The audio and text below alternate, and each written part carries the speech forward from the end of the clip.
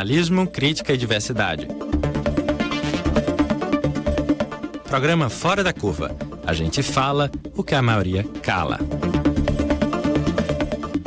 Bom dia, ouvinte da Rádio Universitária FM 99.9. São 11h31 e começa agora o Fora da Curva, o seu programa que fala o que a maioria cala. Eu sou Adriana Santana, professora de comunicação da Universidade Federal de Pernambuco, e no programa de hoje a gente se pergunta: por que é tão urgente lutar pelos direitos LGBT? A gente já está ao vivo com transmissão por streaming aqui do estúdio nas páginas facebook.com/programa Fora da Curva e também pelo facebook.com/99 Universitária. Você já pode mandar sua pergunta, seu comentário pelas nossas redes sociais e também pelo telefone 3879-5549. Lembrando que estamos no Recife, 81-3879-5549.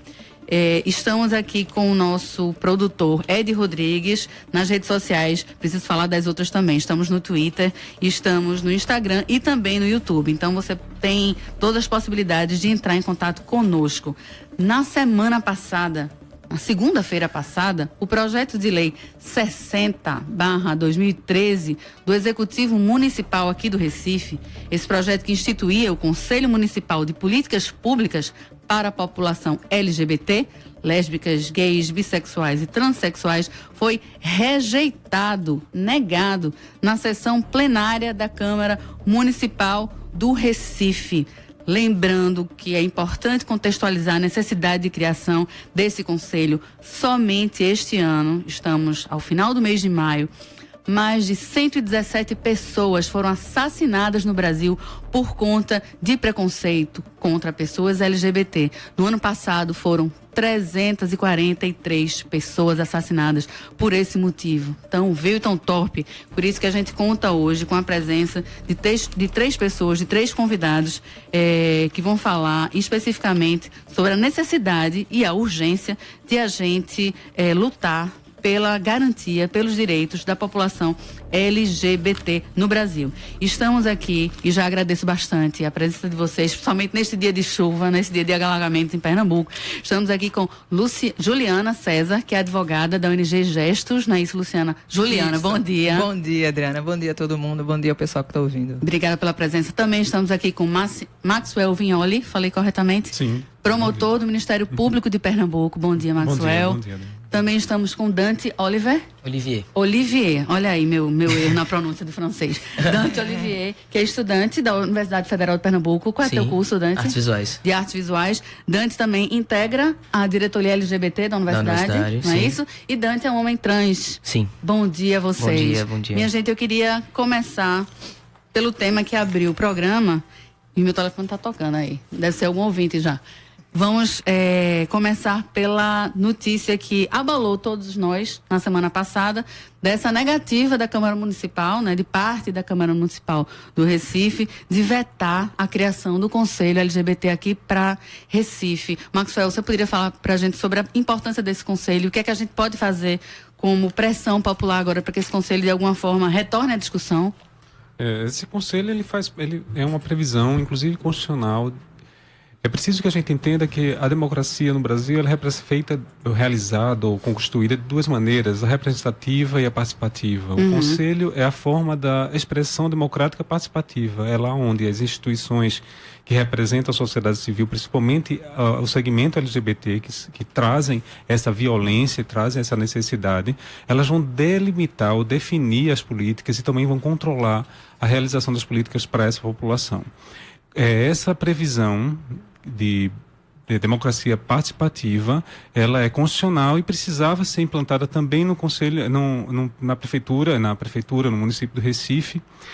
E a razão disso se dá não só constitucionalmente, mas pela necessidade dessa violência que está sendo perpassada em todos esses locais. Temos várias justificativas para a criação desse conselho, né? E tem uma questão também, a pressão. O Ministério Público já vem durante algum tempo intervindo com relação a políticas públicas, e um dos pedidos que é feito dentro da minha promotoria é exatamente arguir ou questionar a prefeitura quanto à instalação do Conselho LGBT. Porque eu sou obrigado a garantir a Constituição e exigir que a prefeitura realmente tenha esse órgão. Essa negativa do legislativo demonstra, inclusive, nas suas entrelinhas, uma LGBTfobia que deve ser combatida. Principalmente que agora foi institucionalizada com essa negativa, não é? Isso é uma LGBTfobia institucional. Porque você nega uma necessidade evidente por conta das necessidades da população e também por uma negativa da própria Constituição e legislação para quais as pessoas juraram, ou vamos dizer assim, os legisladores realmente estavam obrigados a fazer. Uhum. Juliana, Pernambuco é um estado notadamente LGBTfóbico, né? E Maxwell acaba de reforçar isso com essa ideia de que com essa negativa o Estado institucionaliza, né? Essa fobia, se negando a discutir o tema, se negando a instaurar esse conselho. Pernambuco tem algum município com conselho semelhante instalado ou não? Não que eu tenha conhecimento. No Brasil, as principais capitais existem algumas cidades que têm, sim. Por exemplo? Pernambuco tem. Pernambuco tem Belém de São Francisco, Jaboatão, Sertão do Pernambucano, região metropolitana com Jaboatão, Caruaru também. Caruaru já está em função. Que coisa boa. E o Recife, nada ainda, mas há forma de pressão. Qual é a importância desse conselho? Não é a importância só de estar no papel, não é? Não, de modo algum. O que é que esse conselho poderia fazer pela comunidade LGBT e pela sociedade em geral aqui? Acho que a primeira coisa que a gente tem que lembrar é que uma das funções dos conselhos municipais é uma de monitoramento e proposição, avaliação das políticas também municipais, né? O que acontece na cidade. Sim. Então, tanto avaliar o que acontece na cidade dentro e fora do poder público.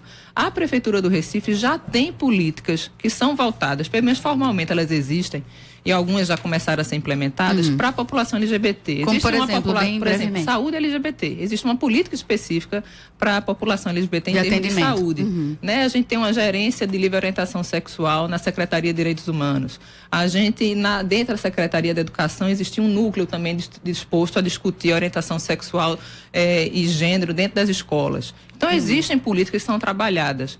A democracia participativa permitiria, através dos conselhos, que a sociedade civil, junto com a gestão, junto com também, provavelmente, trabalhadores que atuam nessa área, pudessem avaliar essas políticas e fazer proposições, fazer o monitoramento mesmo da política, que nem todos funcionam a contento. Então, os conselhos têm um papel crucial. Na fiscalização. Na fiscalização, na proposição, na avaliação das políticas que vão ser implementadas. Então, por exemplo, a política de saúde LGBT, ela teve que ser apresentada ao Conselho Municipal de Saúde antes de vir a ser implementada, que a sociedade civil teve que avaliar e dar sua recomendação ao governo, inclusive mudando alguns pontos. Então, esse é um papel fundamental, até antes de uma implementação que poderia ser melhorada antes dela ser instituída. E uma avaliação permanente. Então, a Prefeitura ela já tem ações nesse sentido que deveriam ser avaliadas. Elas não estão funcionando a contento. Como é que você vai fazer que isso aconteça? Existem algumas estruturas e uma maior delas ainda seria do Conselho. Ele é muito importante em todas as áreas. O Conselho Municipal da Mulher ele é bastante atuante, o Conselho de Direitos Humanos. O que a gente tem, na verdade, é um déficit dentro do Executivo, que é parecido com o que acontece nas conferências, de respeito as normas dos conselhos de funcionamento. O conselho, ele tem a formação paritária, né? Ele é formado por pessoas, no caso, formado por pessoas da sociedade civil e também de membros do governo, não é isso? Isso, exato. Que é justamente essa ideia dessa troca. Dessa troca. E eles funcionam dessa forma mesmo, formalmente e informalmente, digamos assim, os conselhos têm funcionado. A sociedade civil consegue participar realmente dos conselhos, tem volta e tem vez. A sociedade civil consegue participar. Em muitos casos, o que a gente observa são duas coisas. Uma é um descaso da gestão. Né? Os representantes governamentais faltam às reuniões do Conselho, o que é lamentável, porque inclusive é deles que pode vir o debate sobre essa informação de como está funcionando. Nós recebemos as denúncias da sociedade, eu mesmo sou conselheiro municipal de saúde. Nós recebemos várias comunicações da sociedade ou vemos na nossa atuação, já que eu atuo na organização não governamental. E cabe, então, à gestão dar essa resposta. Até porque tem um quórum, né? Necessário para... Tem quórum. Isso também é, inclusive, a antiga estratégia das reuniões importantes não funcionarem. E um outro problema que a gente tem existem resoluções do Conselho, deliberações que não são cumpridas. Sim. Porque a não ser que na lei tenha algo que estipule uma penalidade à administração, né, algo que deixe de acontecer, se aquilo não acontecer dentro da esfera do Conselho, muitas vezes é deixado em segundo plano o funcionamento dele próprio. Então, o problema não está no Conselho, está no tratamento que é dado pelo Poder Executivo ao funcionamento dele, do respeito que é dado a ele ou não. Os conselhos são fundamentais. O que a gente precisa, porque eu estou dizendo isso porque durante a deliberação, o debate na Câmara Legislativa, sobre o conselho, uma das coisas que foi aventada foi essa, né? Os conselhos não funcionam. Na verdade, os conselhos estão lá, a sociedade civil quer participar. Agora, não quer participar por participar. Ela quer que a participação dela seja efetiva, seja respeitada. E o que seja deliberado no espaço, que não é só da sociedade civil, é também do governo, que essas deliberações sejam cumpridas. Há que haver responsabilidade, né, na participação dentro do conselho. Dante, como é que você no caso especificamente, né, que atua, que é ativista, posso chamar assim? Pode. Que é ativista da causa. Sim. Como é que você recebeu essa notícia? E mais do que isso, como é que você tem pensado as possibilidades de pressão para que se volte novamente a discussão da criação desse conselho aqui no Recife? O meu ativismo, ele é muito solitário, assim. Eu não sou associado, agora que eu tô associado com a diretoria LGBT da universidade. Então, eu tô muito por dentro das questões da universidade. E eu não pude estar presente na Câmara, porque tava havendo demandas da própria diretoria. E, assim, eu recebi essa notícia que foi um choque, assim. A gente tava durante um evento feliz, assim, muito bom da diretoria. E aí ele foi uma quebra grande, assim, do nosso clima, e eu me sinto muito impotente, porque eu sei que muita gente foi lá, eu sei que muita gente foi dar voz, dar apoio e tal, e não adiantou de nada. E assim, eu acho que a sensação de impotência, ela é generalizada, porque a gente vê essa situação se repetindo no plano do Pernambuco, do Recife, num plano do Brasil, num plano na nossa universidade. A gente vê também um certo descaso com a população LGBT. No Hospital das Clínicas, que tem uma proposta também, a gente vê um certo descaso com a população LGBT, não por parte de quem trabalha na parte da saúde LGBT, mas quem fomenta as políticas. Mas quem fomenta as políticas, quem organiza, então, quem organiza o hospital. Então, às vezes a gente sente mãos atadas. Gente, e eu acho que... Perdão, Eita. pode continuar. E eu acho que também acontece de... Isso é uma coisa que eu discuto muito, assim, especialmente com a minha namorada, que ela fala muito pra mim até, que às vezes os movimentos sociais, eles... não sei, a gente tá agindo de forma errada. A gente tá militando onde a gente não deveria... A gente tá militando num espaço muito pequeno, e a gente deveria ir pra outros espaços. Procurar saber do que está acontecendo de fato politicamente. Porque eu acho que há uma politização que é superficial. E falta politizar, ir lá de verdade, assim, e buscar formas de resolver essas questões. Gente, eu falei aqui no começo, né, que a gente teve essa perda, né, com essa votação na Câmara semana passada, mas a gente pode falar de alguns ganhos na legislação, Maxwell, em relação à comunidade LGBT. Tivemos ganho no Brasil nos últimos anos, ou ainda não? Ainda estamos patinando? Em alguns pontos sim, outros não. Por exemplo, o projeto de lei que realmente criminalizava a LGBTfobia foi arquivado para ser discutido junto com a discussão do Código Penal, que vai ser uma celeuma, muitas coisas a serem discutidas ao mesmo tempo, e não vai ser discutido provavelmente com a pertinência que deveria ser dada ao tema. Apesar desses aspectos, alguns outros já têm sido avançados, porque no momento em que essa população, que não faz muito tempo, vamos dizer, dos anos 70 para cá, começa a exigir direitos apenas porque ela sempre existiu. Sim, lógico. E a partir de então, alguns movimentos eles são resistentes a essa mudança porque estão acostumados a um tradicionalismo que impede que essas pessoas expressem de forma muito clara tanto a identidade de gênero como a afetividade. Impede, inclusive, do ponto de vista legal. Isso. Né? E o movimento internacional, inclusive, a Juliana pode até trazer um pouco como tem sido feito esses aspectos, mas nacional, nós temos avançado em algumas questões, algumas políticas nacionais, principalmente o Conselho Nacional de Política LGBT existe no governo federal. No estado também já existe o Conselho Estadual de Políticas LGBT, e nós temos algumas ações governamentais internas. Por exemplo, no município de Recife, nós temos uma gerência que trata da questão das ações políticas e articulações, e existem também o Centro de Cidadania LGBT, que fica na Boa Vista e atende a população LGBT. A legislação específica mesmo, né, para o público LGBT, ela existe, ou existem mais assim, previsões ou interpretações de legislação? Muito mais interpretação. O judiciário tem avançado muito nesse aspecto. Legalmente, nós temos uma defasagem para regulamentar alguns temas que estão sendo regulamentados de forma indireta pelo judiciário, principalmente pelo STF.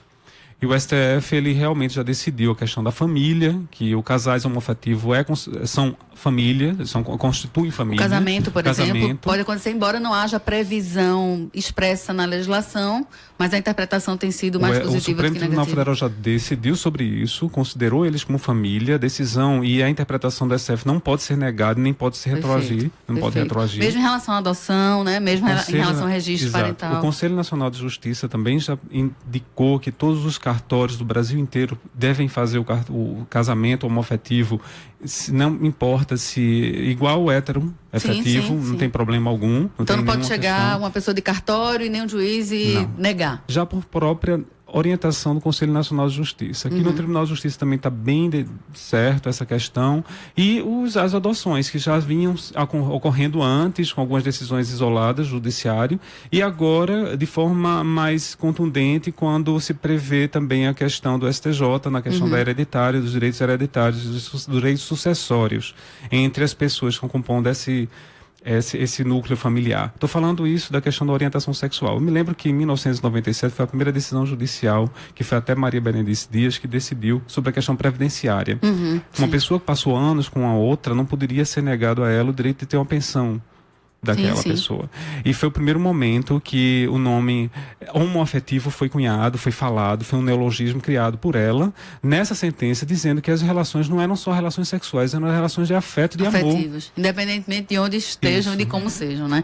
Gente, a gente está ao vivo aqui também. A gente está com o Miguel Rios, que é jornalista, ele é ativista da causa LGBT, e a gente o convidou, na verdade ele viria no programa da semana passada, né? A gente falaria sobre esse tema, a gente teve que mudar por conta do que tem acontecido no Brasil, né? A gente falou mais de política, especificamente sobre eleições diretas, e a gente convidou o Miguel Rios para participar hoje pelo telefone, para fazer um breve apanhado sobre como a imprensa tem feito a cobertura sobre as pessoas LGBT, garantia de direitos e inclusive crimes. Miguel já está no ar, gente? Podemos falar com ele? Não está não, Miguel está no telefone, militando novamente na causa, mas falando com outra pessoa. A gente volta já com o Miguel. Então eu vou te perguntar, Juliana, a gente teve alguns ganhos, a gente teve algumas perdas, e nessas perdas e ganhos, qual é a participação da sociedade civil? O que é que a gente pode fazer, por exemplo, para pressionar a criação efetiva de políticas públicas, de legislação específica? Né? A gente muitas vezes fala, vamos pressionar os políticos, mas individualmente ou coletivamente, o que é que se pode fazer para garantir que as políticas existam e que a legislação olhe realmente para as pessoas LGBT? Acho que minha principal recomendação é que quem estiver interessado no tema, quiser militar, que faça de maneira coletiva, sabe? A militância importante, a individual é bastante importante, mas a construção mesmo das políticas, até para gerar força e movimentação política, através da coletividade. Existe uma série de movimentos, articulações coletivas, e recentemente muitos têm sido criados, né?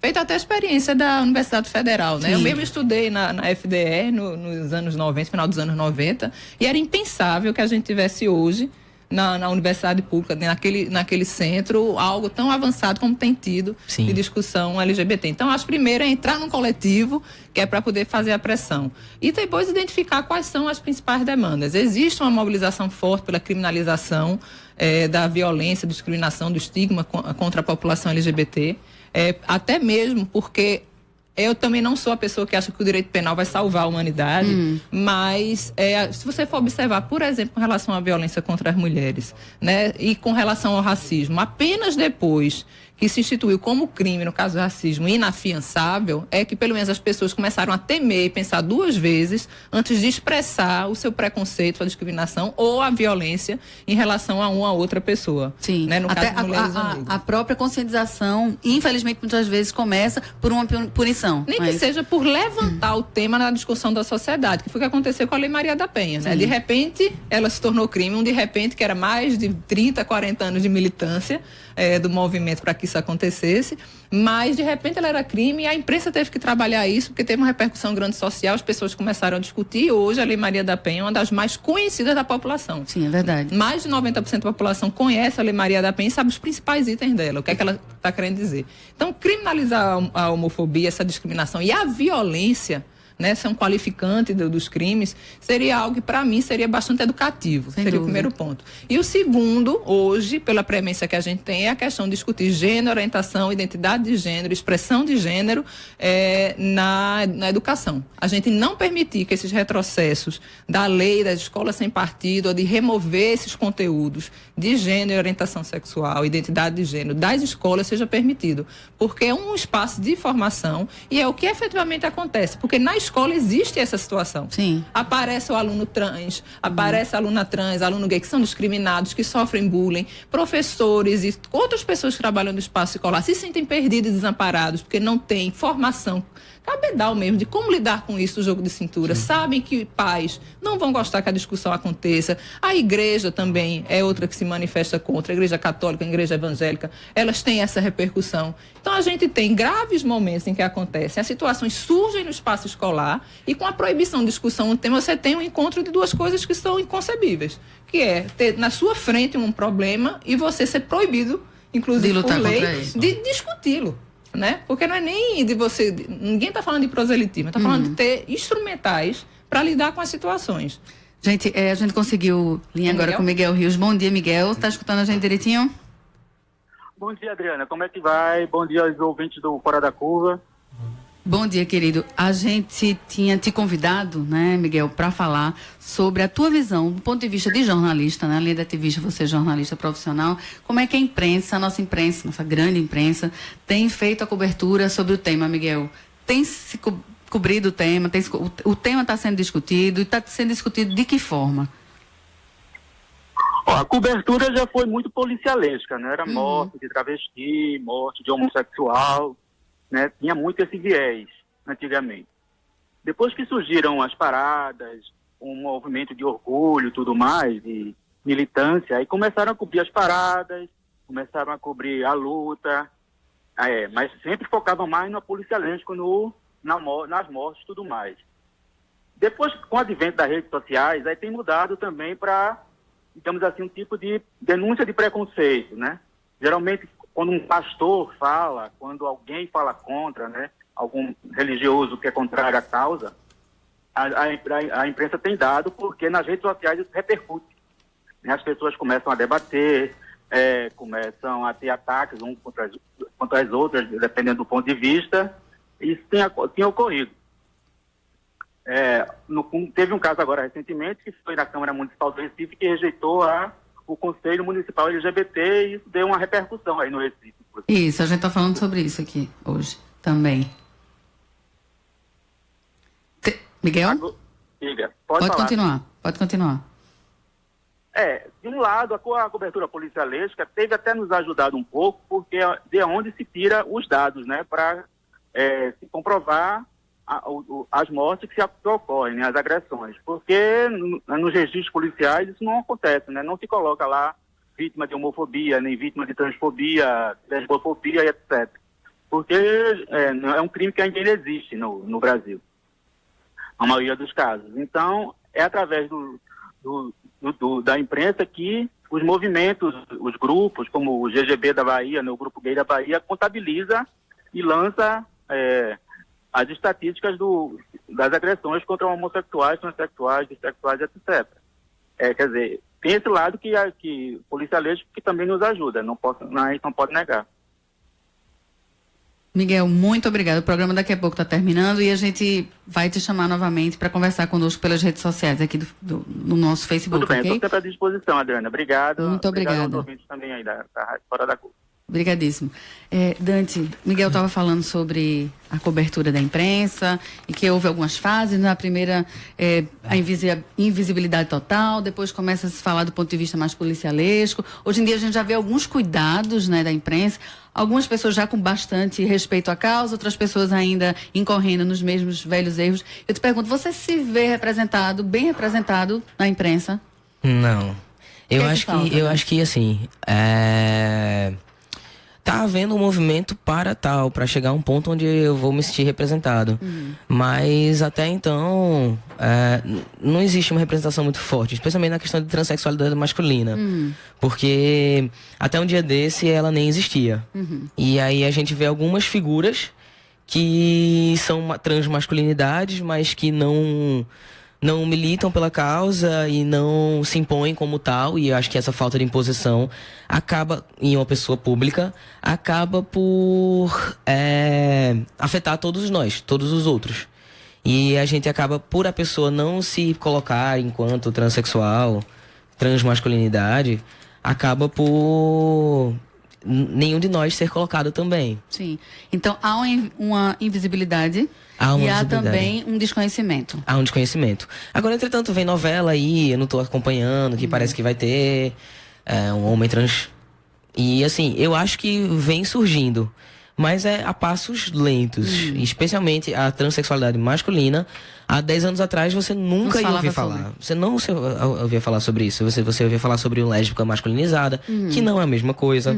Você ouvia falar sobre mulher macho, sobre várias... Termos pejorativos que não eram pejorativos tanto para lésbicas quanto para homens trans, que não são a mesma coisa. E eu acho que agora, a passos lentos, a sociedade está começando a tomar conhecimento de que existem essas expressões de gênero e as expressões de sexualidade, e vários tipos de masculinidade, vários tipos de feminilidade. E é um caminho a passos curtos, de fato. Mas está acontecendo. E é uma coisa também do movimento, do coletivo transmasculino ser tão jovem. Existia há tão pouco tempo e a própria questão da educação dos homens trans ser uma educação feminina, de abaixar a cabeça, respeitar, ouvir, obedecer. Isso também reflete em como a gente como é difícil pra gente estar em um ambiente público e falar e se expor. Então, é isso. Gente, Maxwell, hoje, né, se houver violação dos direitos de uma pessoa LGBT, mais do que isso, se além da violação, se houver realmente uma agressão que é motivada diretamente e claramente por uma LGBTfobia, o que é que o cidadão pode fazer, do ponto de vista legal? Primeiro momento, buscar a delegacia para ser investigado. Qualquer delegacia, não é isso? Dependendo do crime, lógico. Exato. Se for crime contra a honra, e busca a delegacia do bairro, tudo. Se for realmente prática de homicídio, a família, quem vai buscar a delegacia de crimes DHPP, né, que é aqui de crimes de homicídios. Mas quanto à motivação, nós temos alguns avanços na questão da política de segurança, principalmente quando o Estado de Pernambuco estabeleceu que todos os casos de LGBTfobia, que são motivados por práticas de crimes com motivação LGBTfóbicas, elas precisam ser catalogadas, ou seja, elencadas dentro do sistema de estatística da polícia. Nos últimos 2 anos, nós começamos a ter uma visão de como de que maneira se faz, de como é que se localiza. E da última vez que eu verifiquei esse relatório, faz uns 3 ou 4 meses, eu acho, percebemos que há uma prática muito grande também de LGBTfobia intrafamiliar.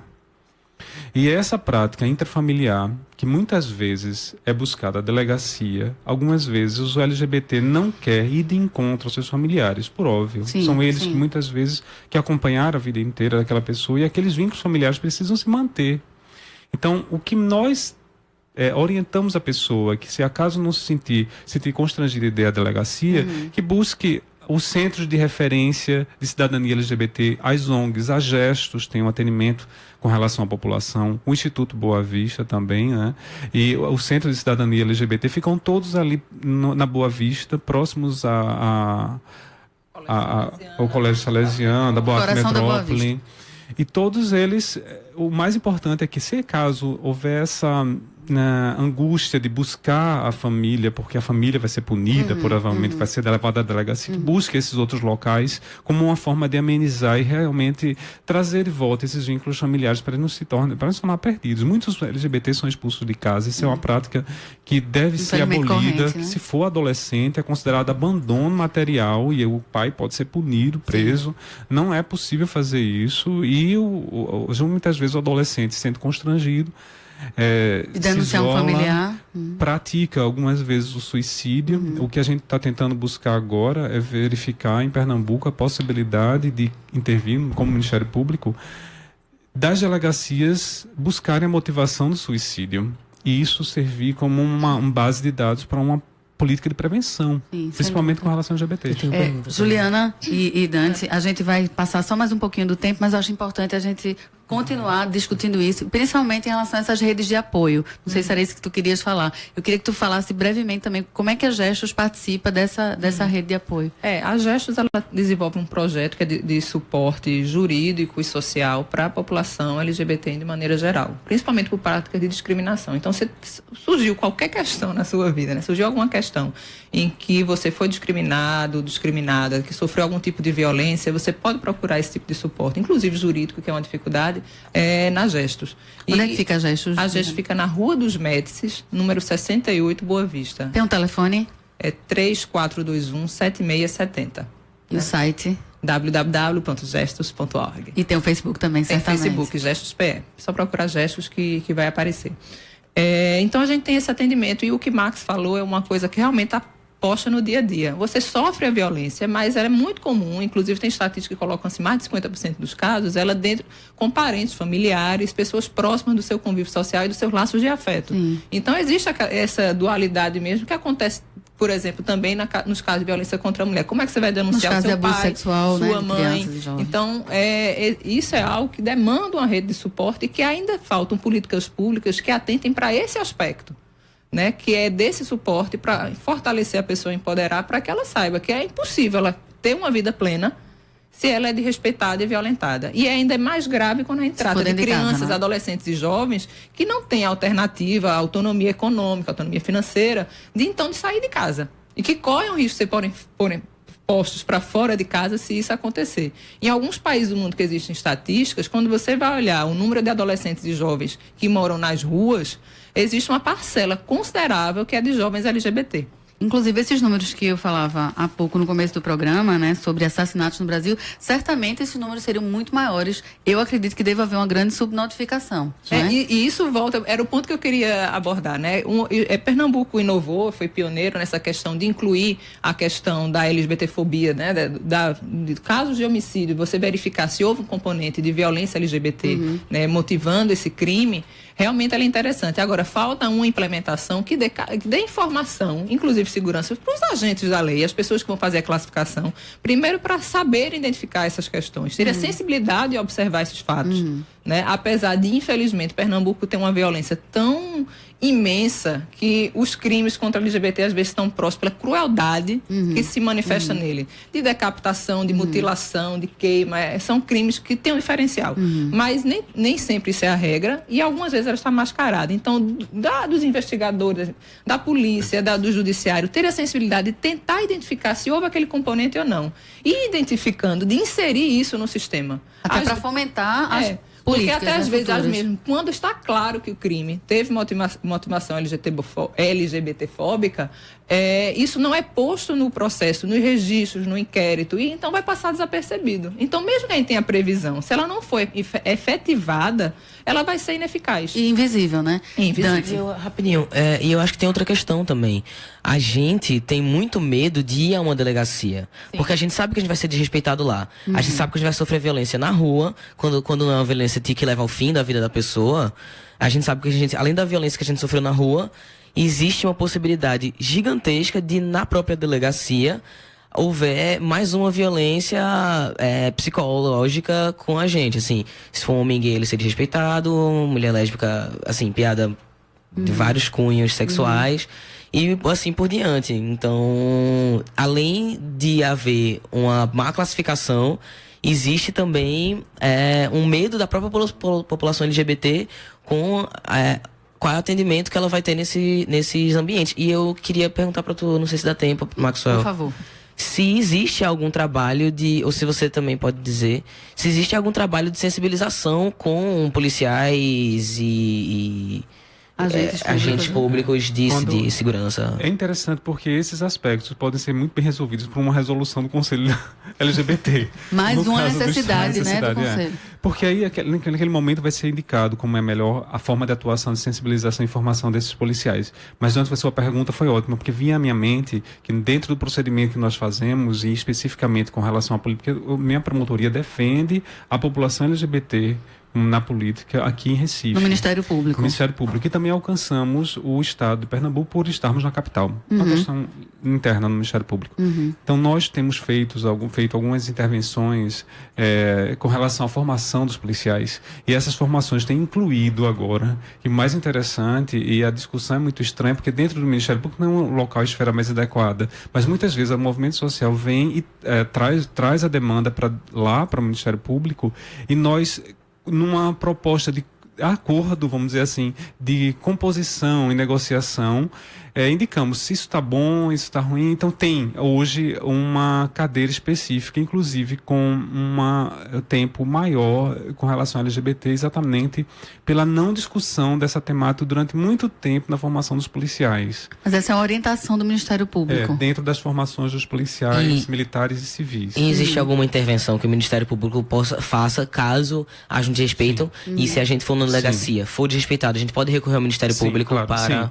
Nos casos específicos que acontecem, pode acontecer porque o Ministério Público tem um controle externo da atividade policial. Precisa estar sempre atento e é preciso que a população vá ao Ministério Público para trazer essa demanda.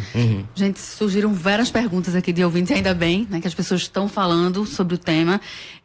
Não vai dar tempo da gente responder aqui, mas eu queria falar no ar para a gente responder depois nas redes sociais. Eu vou prender vocês hoje aqui para a gente continuar conversando. Tem uma pergunta de Ed Júnior: quais medidas urgentes devem ser tomadas com o crescimento de sujeitos como o Bolsonaro e seus seguidores conservadores? Outra pessoa pedindo para a gente falar da situação da população LGBT na Chechênia e na Indonésia, se teria algum comparativo com o Brasil. Um ouvinte, Felipe Rodrigues, pergunta como é que a gente acha uma solução para a LGBTfobia num governo que barra e oprime essa minoria social. E a gente volta também nas redes sociais a falar sobre a necessidade de criação do conselho. A gente deve pressionar Geraldo Júlio até esse conselho sair de alguma forma. É inaceitável que não tenha sido aprovado, e se ele tivesse feito a mobilização da base política dele na Câmara, certamente teria sido aprovado. Eu posso falar isso... A própria base, parte dela votou contra, né? Eu posso falar isso pelo ativismo que a GEST e diversas outras organizações substanciadas na Frente pela Diversidade e outras articulações da sociedade civil fizeram pela não aprovação daquela lei que proibiu o uso dos livros escolares, porque tinha uma frase que dizia que existem várias famílias com um pai e uma mãe, 2 pais, 2 mães, uma frase. Né, e você perdeu, inclusive, o dinheiro. Uma insignificância. E aí a gente, na articulação, vereador, vereadora, a gente chegava e tinha isso. Não, se o prefeito disser, a gente aprova. É claro que isso é apócrifo, mas o prefeito tem uma influência muito grande sobre sua base. Claro, lógico. E a base era suficiente para aprovar o conselho. A gente teve maioria, dizemos, 16 votos a 13. Mas foi a maneira como absoluta. Foi apresentada a votação que se decidiu que teria que ser maioria absoluta, que é uma maneira de dificultar bastante o processo, que impediu o processo na votação. Tivemos maioria, só não foi absoluta. Sim, inclusive a vereadora Michelle Collins declarou que foi a crença religiosa dela a responsável pelo voto negativo, digamos assim, né? Lembrando que estamos ainda no Estado laico, não é? No Estado laico. E houve vereador que, ao discutir o projeto, disse assim: se a gente aprovar o conselho LGBT, daqui a pouco a gente vai ter conselho para cachorro. Até para cachorro. E tomara que tenha. Né? O seu problema é que ele não era defensor dos animais. Eu sei, entendo completamente. Né? Tentou rebaixar a luta, uma luta menor. Gente, infelizmente o programa Fora da Curva vai ficando por aqui. Eu agradeço bastante a presença de Juliana, de Maxwell, de Dante. Obrigadíssimo. O programa de hoje teve a produção do aluno Ed Rodrigues, do curso de jornalismo. Muito obrigada, Ed. Também com a participação de Pedro Jordão, que é nosso aluno também. Quem ficou à frente das nossas redes sociais hoje foi Ed Milson. Foi Ed também, a gente está usando o Ed bastante aqui no programa. Quem esteve a cargo dos trabalhos técnicos hoje foram Chico Rocha, acertei o nome, eu sempre erro. O programa foi apresentado por mim, Adriana Santana. A gente lembra que o Fora da Curva é uma realização do Departamento de Comunicação Social do UFPE, professores, alunos. A gente tem a parceria aqui com o Núcleo de Rádio e TV Universitárias, uma parceria com a Marco Zero Conteúdo, com o Centro de Cultura Luiz Freire, com o Centro das Mulheres do Cabo, com o Centro Sabiá e com o Terral Coletivo de Comunicação. Esta foi a edição do dia 29 de maio de 2017. A equipe de hoje, todo dia da semana a gente tem uma equipe diferente. Hoje a equipe de hoje vai estar de volta na próxima segunda-feira, e amanhã você vai ficar com a apresentação de Manina Aguiar. Este programa e todos os outros estão disponíveis para serem escutados e assistidos também nas páginas facebook.com/programa Fora da Curva, facebook.com/99 Universitária, e a gente também tem um canal do YouTube, porque a gente não é obrigado a estar fora das redes sociais. Nosso canal se chama Programa Fora da Curva. Também temos conta no Instagram e no Twitter. Sempre com o nome Programa Fora da Curva e sempre com a participação ativíssima das nossas estudantes e alunos dos cursos de Rádio, TV e Internet, Jornalismo e Publicidade da UFPE. O Fora da Curva é o seu programa de jornalismo, crítica e diversidade. Aqui a gente fala o que a maioria cala. Boa tarde, boa semana. Fora da Curva. A gente fala o que a maioria cala.